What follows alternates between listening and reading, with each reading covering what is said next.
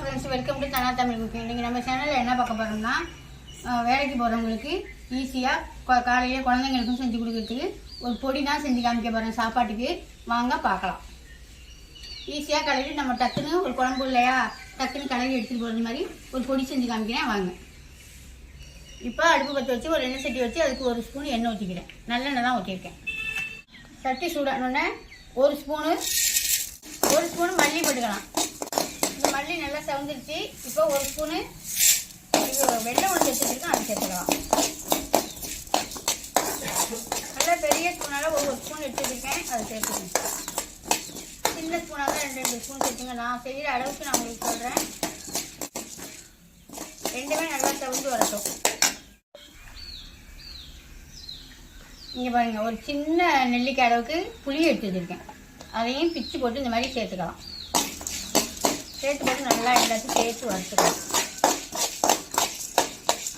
டக்குன்னு எங்கேயாவது ஒரு ஊர் பயணம் போயிட்டு காலையில் வருவோம், ஒன்றுமே செய்ய முடியாது. டக்குன்னு ஒரு சாதத்தை வச்சு இந்த பொடியை போட்டு ஒரு ஸ்பூன் நல்லெண்ணெய் இல்லை ஒரு ஸ்பூன் நெய்யை ஊற்றி கலரி பிள்ளைங்களுக்கு விட்டுடலாம். நம்மளும் டக்குன்னு எடுத்துக்கிட்டு வேலைக்கு போயிடலாம்.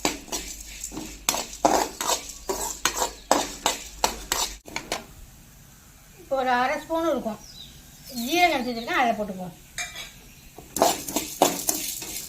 போட்டு நல்லா ஜீரகம் நல்லா வெடிக்கிற அளவுக்கு வச்சுக்கலாம்.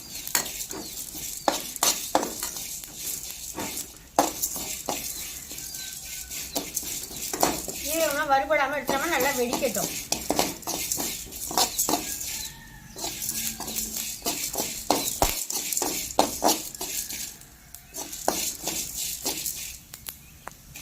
வெடிக்கிட்டு பார்த்தீங்களா? இப்போ அடுப்பை ஆஃப் பண்ணிவிட்டு நம்ம இறக்கி வேறு பாத்திரத்தில் மாற்றிக்கலாம். பூண்டு பாருங்கள், ஒரு சின்ன கட்டியாக ஒரு பூண்டு எடுத்து தோலெலாம் உரிக்காமல் தான் இந்த மேத்தோல் ஒன்றையும் எடுத்துகிட்டு வச்சுருக்கேன். அதை வெறும் சட்டியில் போட்டு எண்ணெய் ஊற்றாமல் வறுத்து எடுத்துக்கேன். ரொம்ப இது பண்ண வேண்டியதில்லை, நல்லா சூடு வர அளவுக்கு வறுத்து எடுத்துக்கோங்க. ஒரு 20 மிளகாய் எடுத்து வச்சுருக்கேன், அதை சேர்த்துக்கிறேன். இது வந்து இந்த பொடியெல்லாம் சாப்பாட்டில் போட்டு நம்ம சாப்பிடையில இட்லி தோசை எல்லாத்துக்குமே சேர்த்து சாப்பிடலாம். சாப்பாட்டில் போட்டு சாப்பிடையில நமக்கு கொஞ்சம் காரம் அதிகமாக வேணுமா, அதனால் நான் ஒரு 10-20 மிளகாய் எடுத்துக்கிட்டேன். ஒரு 20 மிளகாவே இருக்கும் எடுத்துக்கிட்டேன். நல்லா அடுப்பை சிம்மில் வச்சுட்டு நல்லா வறுத்து எடுத்துக்குவோம்.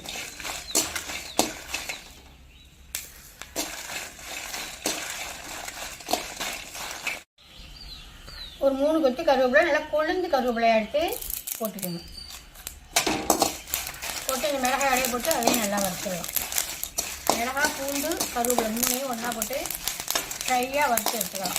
அது வறுத்தமா அந்த எண்ணெய் பசை இருக்குது, அந்த எண்ணெய் சட்டியில் அதுவே போதும். ஏன்னா நம்ம பொடி தான் பண்ண போகிறோம். நிறையா எண்ணெய் ஊற்றினா கசகசன்னு ஆகிடும். நம்ம சாப்பாட்டில் தான் சேர்த்துக்கணும். இப்போ இதை செஞ்சு நான் பிள்ளைங்களுக்கு இப்போ காலையில் மதியம் சாப்பாடு கடையை கொடுத்துட போகிறேன். ஒரே மாதிரியே சாப்பாடு கொடுத்துடாமல் இந்த மாதிரிலாம் மாற்றி மாற்றி கொடுத்தோம்னா பிள்ளைங்க வந்து சாப்பிடுவாங்க. தேவையான உப்பையும் போட்டு அதிலே வறுத்துக்கலாம்.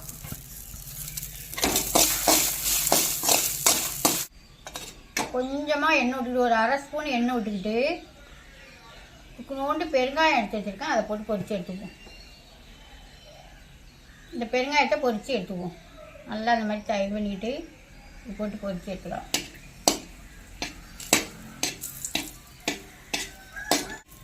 அவ்வளோதான். இப்போ எல்லாத்தையும் ஆற விட்டு நான் பொடி ஒன்று கையில் காமிக்கிறேன். இப்போ மிக்சி சாரில் சேர்த்துட்டேன். நல்லா ஆற விட்டு மிக்சி சாரில் சேர்த்துட்டேன். இப்போ இதை அரைச்சிடலாம். நல்லா தண்ணி இல்லாமல் நல்லா சாறு தொடச்சிட்டு வச்சு அரைச்சிக்குவோம்.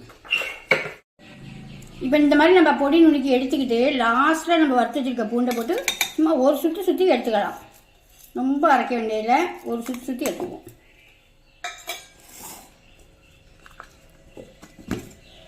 அவ்வளோதான், நல்லாவே பொடி இடிச்சாச்சு. இதை இப்போ சாப்பாட்டில் போட்டு நம்ம கிளறி பாப்பாவுக்கு கொடுத்து விட்டுடலாம். பாப்பாவுக்கு தம்பிக்கு கொடுத்து விட்டுடலாம். சூப்பராக இருக்கு. நான் வாயில் போட்டு பார்த்தேன். இப்போ உப்பு காரம்லாம் கரெக்டாக இருக்கான்னு பார்த்துக்குங்க. உப்பு பத்தலைன்னா உப்பு போட்டுக்கலாம். இப்போ நம்ம சாப்பாட்டில் போட்டு சுடு சாதத்தில் போட்டு கொஞ்சம் நெய்யோ, உங்களுக்கு நெய் பிடிக்குதா இல்லை நல்லெண்ணெய் பிடிக்குதா எது பிடிக்குதோ போட்டு கொடுத்துடலாம். சும்மா இதுக்கு ரொம்ப தொட்டுக்கலாம் வேண்டியதில்லை. சும்மா இப்போ கூழ் உடம்பு தான் நம்ம இதுக்கு தொட்டுக்க கொடுத்துட போகிறேன். அதுவே போதும், இதுக்கு அது போதும். சாப்பாடு கிளறதுக்கு பொடி ரெடி பண்ணோமா, அந்த பொடி தாளிக்கிறதுக்கு கொஞ்சோண்டு எண்ணெய் ஊற்றிக்குவோம்.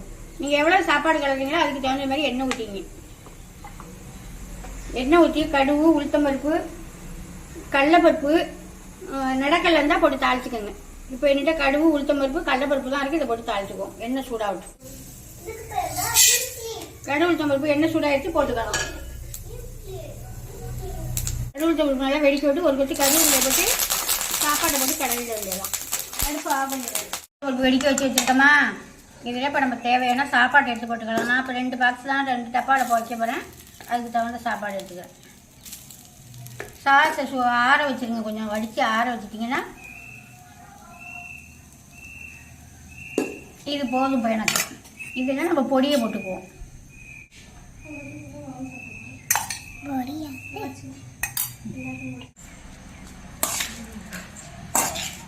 இப்போ நல்லா நம்ம கிளறிடலாம். உப்பு பார்த்தோம்னா நம்ம இப்போ உப்பு கொஞ்சம் சேர்த்துக்கலாம். கொஞ்சமாக நெய் விட்டுக்குவோம். நெய்னா பிடிக்கும் எங்கள் குட்டி பையனுக்கு. எங்கள் வீட்டில் ஒரு குட்டி பையனை நீங்கள் பார்த்துருப்பீங்க. அந்த குட்டி பையனுக்கு நெய்னா ரொம்ப பிடிக்கும். இதில் முந்திரி பருப்பு இதெல்லாம் வேணால் நீங்கள் முந்திரி வண்டி வேணால் பொரிச்சு போட்டுக்கலாம். நல்லாயிருக்கும்.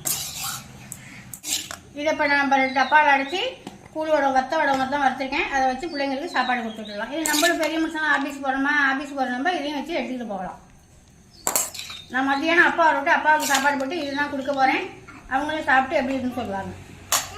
சாப்பாடு இன்னைக்கு மத்தியானம் இன்னைக்கு சாப்பாடு வந்து பாப்பாவுக்கு பிள்ளைங்களுக்காக ஒரு பொடி ஒன்று பண்ணேன். காலையில் நைட்டு காய்கறி வாங்கிட்டு மறந்துட்டேன். அதனால் காலையில் என்ன செய்யணும்னு தெரிஞ்சு கிடஞ்சிங்க. சரி ஒரு பொடி ஒன்று இடிச்சு கொடுத்தேன். எங்கள் பொடியை வை சாப்பிடுவா.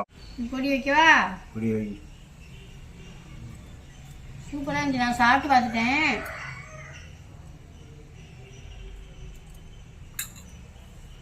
அதில் வந்து நல்லெண்ணெய் ஊற்றிக்கிங்களா, நெய் ஊற்றிக்கிறீங்களா? நெய் ஊற்று. நெய் ஊற்றவா?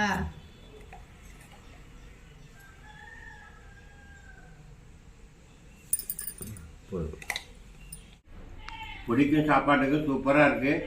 இந்த வீடியோ பிடிச்சிருந்தா லைக் பண்ணுங்கள், ஷேர் பண்ணுங்கள், சப்ஸ்கிரைப் பண்ணுங்கள். பாய்.